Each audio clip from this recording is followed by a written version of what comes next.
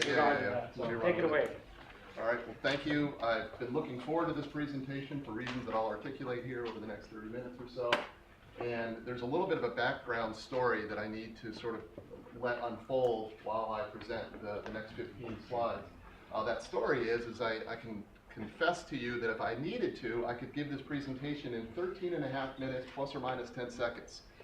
And I say that because that's how much time I was given when I gave roughly the same material at a previous invitation, which was very gracious. I was asked to be the introductory speaker for the most part, it was a business meeting over in Europe, and they asked me, it was the Bioeconomy Summit in Germany that was attended by about 700 or so business folks, and I can attest to 95% of them were dressed in suits, which as you look around the room here, you can identify the difference and whatnot. But they needed somebody to step up in the beginning and give the current state of things with regard to sustainability. And on top of that, they said you have 13 minutes. And so the crux of that story is that it can be done if you use energy as the story, and I think I pulled it off, and I think I was somewhat provocative, as you'll see here. I've changed the slides slightly, so I'm not going to try to get it in 13 minutes. I want to be a bit more contemplative given the crowd that we have here, but if I had to, it'd be 12 minutes or 16 minutes or somewhere in that range, how I've changed things. So that being said, let me get started here. There's two things that happen here. One, and I don't know how to use this computer. Boom. Here we go. So I'll start with how I was talking to this other group, and then I'll transition to talking to you all. But I started with this statement: civilization's dominant conflict with nature is energy consumption, and then I proceeded to prove that point. I think I was reasonably successful.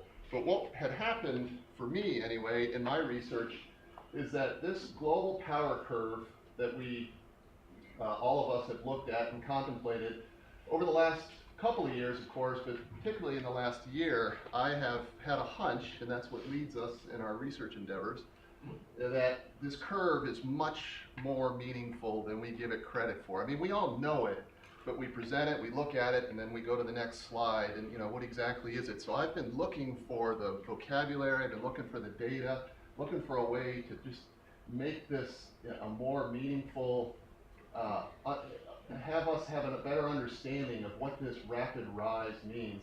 And so this is the power curve. I'm giving several units there because everybody, depending on where you do your research, you tend to use different units. I like terawatts only because it's more of an immediate energy consumption number, right? And from my mechanical engineering background, I would refer to that as a solid rocket booster discharge. And when you use the term solid rocket booster, because that's not intended to be renewable. You're going to discharge it, you're going to drop the rocket, let it drop in the ocean, and that's sort of what we've got going on right now. And you can see examples of that everywhere. We can see it in this room. I tried to count up the number of lights in this room, and I got around 30. And I think there's more than that, plus our phones, the computers, the video, the camera, etc. I mean, it's indicative of civilization and the energy that we're burning. The other lines on this curve, we really won't get into much, but I have population there, and then divide the two, and you have per capita energy consumption. But we're going to spend basically the next 12 slides trying to better articulate, in a more meaningful way, what that curve represents. So, civilization's dominant conflict with nature is energy consumption. It is that power curve. And that being said, I'm going to approach it by addressing 3 points.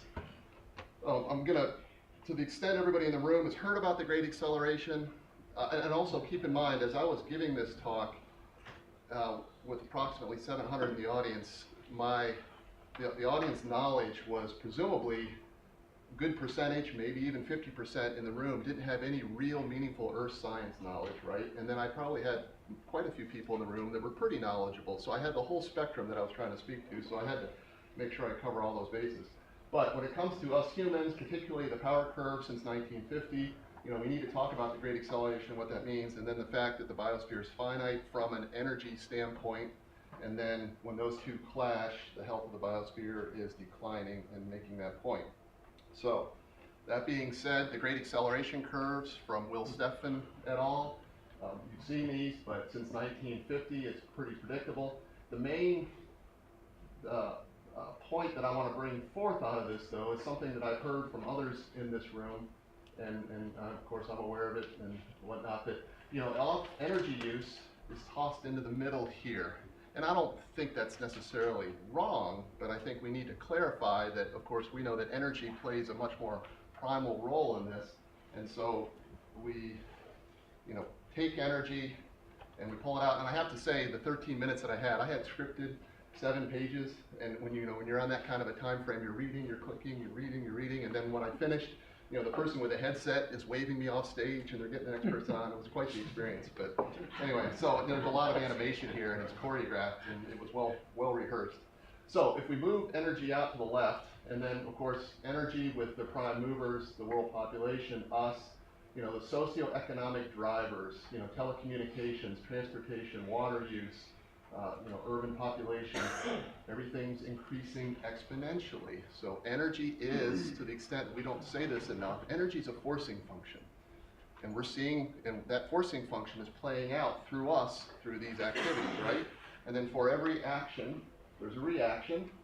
And then as published by Will Steffen et al., the Earth's biophysical reactions, I can't, it's too small on the screen, but carbon dioxide, coastal nitrogen, terrestrial biosphere degradation, that's biodiversity losses, right? Tropical forest losses, et cetera, et cetera. So there you have it. That is the human impact, that's the great acceleration, but making the distinct point that couldn't be happening if we didn't have access to the energy that we do, and the idea that once we're discharging that energy is a forcing function, and that's something to be reckoned with. And I'll get back to this here in a minute, but the point, the takeaway point before I move on is that we can attack each of these on their own merits, right? But ultimately upstream, there's something to be reckoned with. If you have this forcing function, to a certain extent, these are inevitable. We can poke the balloon one way, but then it bulges out in the other area, right? You still have, the definition of energy is the ability to cause change. When you discharge the energy, you're causing change. So that point being well made, I suppose, and that's the human aspects of it. So the original curve that I showed, just to be clear, this Will's graph and this graph are identical. The only exception being when they published in 2015, their data went up through 2010, and this graph goes through 2016. There's no appreciable change. We continue the ascent, and so presumably all of these are also continuing in some exponential way as well. So there you have it, the human side of it. Humans are the prime movers of the great acceleration. So the biosphere is finite. From an energetic standpoint, this will take, the last one took 2 or 3 slides to make the point. This takes probably 4 or 5. And then we'll conclude with the health of the biosphere. But the idea that the biosphere is finite, I want to make 2 points. The first point is that as we look at these biophysical reactions, they're not the same, okay? And if I treat it from the standpoint of, say, the medical health of us, if you went in and you visited your doctor for your annual checkup and your numbers were coming back at that kind of an ascent, obviously this would be a concern. In fact, if you had that kind of those kind of results, you would be rushed to the hospital because they don't make any sense. I mean, if your blood glucose was rising that fast and your white blood cell count was crashing that fast, and et cetera, et cetera. So, from a medical standpoint, or even, let's put it this way, even from a system science standpoint, these are dangerous trends, right? However, within these reactions, they're not all created equal. So, and I'm speaking generally here, but when you're talking about ocean acidification, coastal nitrogen, methane, carbon monoxide, et cetera, these are, a bit symptomatic. There's something going on underneath, and so, these are some of the results of that, right? But then, if, some of these others, tropical forest loss, biodiversity losses, marine fish captures, this is a loss of biodiversity, this is a loss of biomass.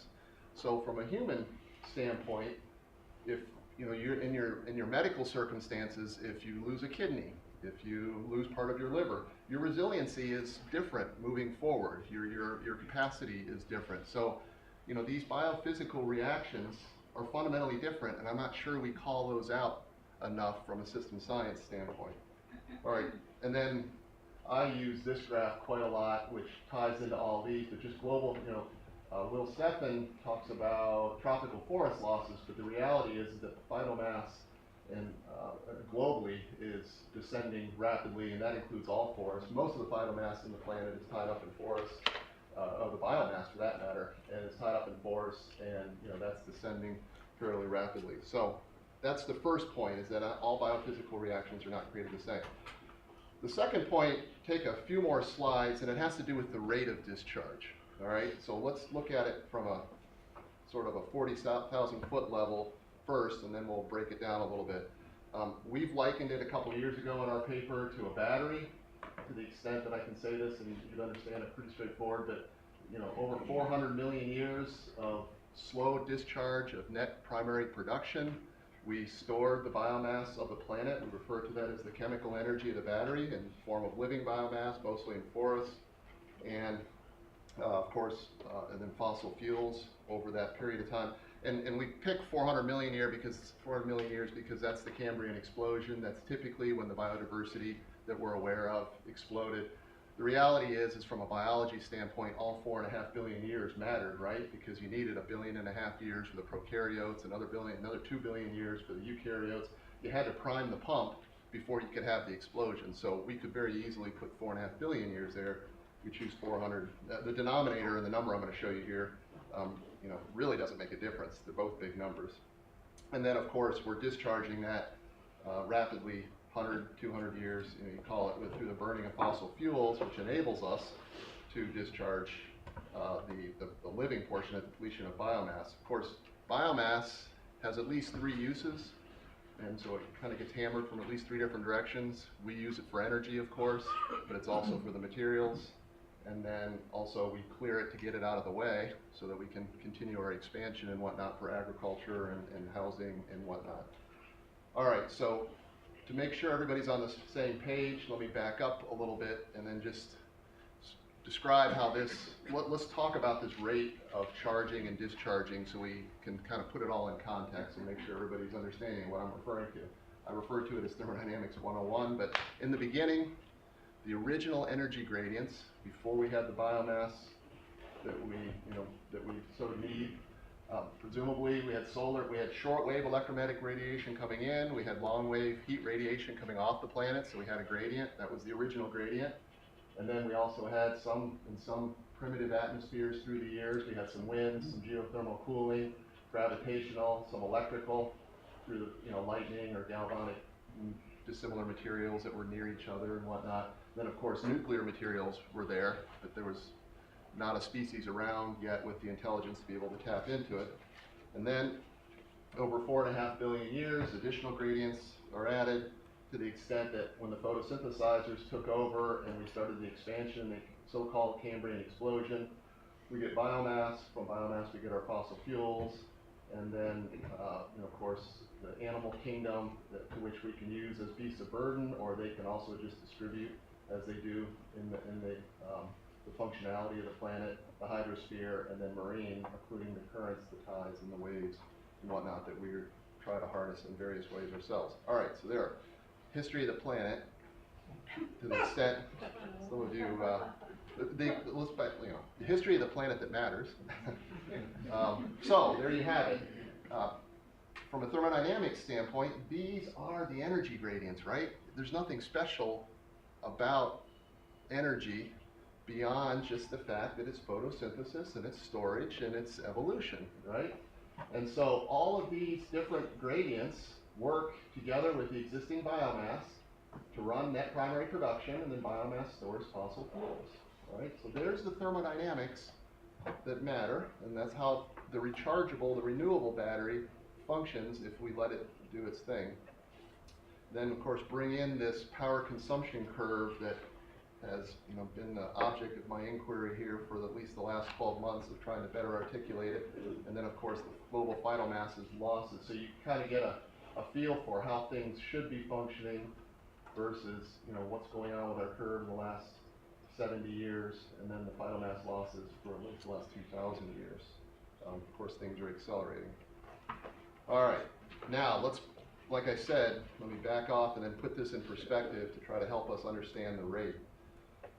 the so-called, or what we call evolution, Cambrian explosion, and then of course humans. If we presume that we started with a planet that was void of this in 4.5 billion years, the evolutionary charging rate, we got the planet as we know it. If we describe the Cambrian explosion at 400 million years as being, when evolutionary biologists use the word explosion, I don't think they were thinking energy. In fact, I'm pretty sure they weren't. They were thinking the explosion in diversity, but it's an appropriate word. And I've drawn these arrows to be indicative of, this arrow is about 8 or 10% the length of this arrow to be reflective of the two numbers, right? So you needed this long to prime the pump, then the pump took off 400,000 years, and then of course along come humans in less than 100 years, right? And that human discharge rate is our power curve. Oh, and what I didn't, and I tried, initially in a whimsical way, I was like, well, I need to draw something that's small enough. I can't this thing.